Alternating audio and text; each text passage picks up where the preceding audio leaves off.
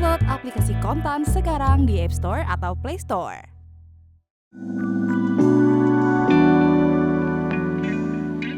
Pemerintah Indonesia terus mendorong hilirisasi nikel sebagai strategi utama dalam memperkuat daya saing ekonomi nasional dan membangun ekosistem industri baterai kendaraan listrik.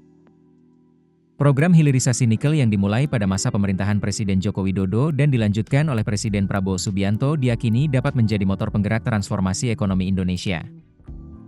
Jika dijalankan secara menyeluruh dari hulu hingga ke hilir hingga menghasilkan produk akhir seperti baterai, program ini tidak hanya akan meningkatkan daya saing industri nasional tetapi juga membuka jalan bagi Indonesia untuk menjadi negara maju berbasis energi bersih. Menurut Fahmi Radhi, hilirisasi yang dilanjutkan dengan industrialisasi akan memperbesar peluang Indonesia untuk mengambil peran strategis di pasar global. Fahmi menekankan pentingnya investasi yang tidak berhenti hanya pada tahap pembangunan smelter, tetapi berlanjut hingga tahap akhir seperti pembuatan baterai atau bahkan kendaraan listrik.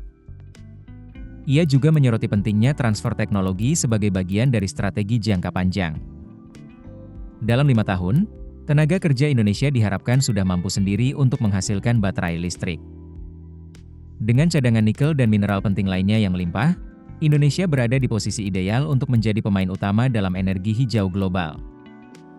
Toto Pranoto mengatakan hilirisasi nikel yang dilaksanakan mulai kepemimpinan Jokowi memberikan kontribusi cukup besar untuk Indonesia.